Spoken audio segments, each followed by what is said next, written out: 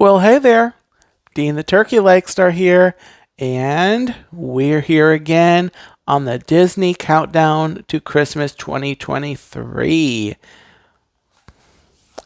Today is December the 21st. We're getting there one day at a time. But before we get there, and for a couple more days, I've got more stories for you. So for today's story, let's not delay any longer. Today's story is called A Meowie Christmas, featuring our friends from Pinocchio. "Look, Father, it's snowing!" Pinocchio exclaimed. "I guess that means it's time to get ready for Christmas," Geppetto said. Figaro meowed. He couldn't wait for Christmas. Geppetto and Pinocchio got right to work decorating the workshop. When they hung stockings on the mantel, Figaro jumped at their feet. He wanted to help too, but he couldn't reach. "Great job, Pinocchio," Geppetto said. Stepping back, he nearly tripped over the kitten. "Figaro, be careful," Geppetto cautioned. Next, father and son decorated the Christmas tree. "All that's left is for you to put the star on the top, Pinocchio," Geppetto told his son. Figaro frowned. He wanted to put the star on top of the Christmas tree. Later, Geppetto started making Christmas Eve supper. "Oh, it smells good in here," Pinocchio said. "Yes, and now it's time for the—" "Figaro!" Geppetto scolded the kitty, who was about to take a bite of the Christmas goose. "It is not time to eat yet." Feeling hurt and left out, Figaro crept to the bedroom. He would spend Christmas where no one could find him, beneath Geppetto's bed. Under the bed, he noticed a large pile of presents. Not one was for him. Just then, the kitten heard Geppetto call, "Figaro, Cleo, we'll be back soon." First, Geppetto hadn't gotten him any presents, and now Geppetto and Pinocchio were off to have a Christmas adventure without him? This was the last straw. If Figaro couldn't enjoy Christmas, he didn't want anyone else to either. When the door closed, Figaro clawed the wrapping paper on the presents to pieces.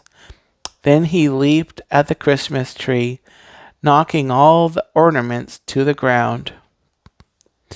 Just as Figaro was about to sink his teeth into the Christmas goose, he heard Jiminy Cricket. "Figaro!" Jiminy shouted. "The Blue Fairy is none too pleased by your behavior, and who knows what Santa thinks. How will Geppetto and Pinocchio feel when they see the mess you've made?" Figaro was ashamed. He knew Jiminy was right. "It's not too late to make things right," Jiminy continued. "I'll help you." Figaro licked Jiminy's face gratefully, and the two got to work repairing the damage the little kitty had done. They rewrapped the presents, spruced up the tree, and redecorated the room. Figaro even added his own holiday decorations. Soon the place sparkled and twinkled brightly. When Geppetto and Pinocchio came home, they were amazed. "Figaro, this place looks wonderful!" Pinocchio cried. Geppetto agreed. "I'd say you've earned your Christmas present early." And with that, he showed Figaro what he and Pinocchio had gone out to get: fresh cream. Figaro was overjoyed. Pinocchio and Geppetto hadn't forgotten him after all. Later that evening, as they all gathered around the table for their Christmas Eve supper, Figaro sighed happily. He realized that Christmas wasn't about gifts or being the one to hang the decorations. It was about spending time with family, and there was nowhere else he'd rather be.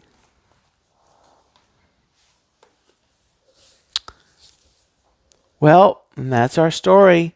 I hope you're looking forward to spending a great time with family and or friends this Christmas weekend. It's going to be on a weekend this year. Actually, it's going to be on Monday, isn't it? But anyway, we'll be gearing up towards it over the weekend. But anyway, regardless, I hope that you have a great, wonderful, very merry Christmas celebration with your family, friends this year. And with that, that's the video on today's installment in the Disney Countdown to Christmas 2023. Let me know in the comments that you watched. Let me know what you thought of the story. Bop that like button for me if you would. And come back for the next video here in the series. Take care.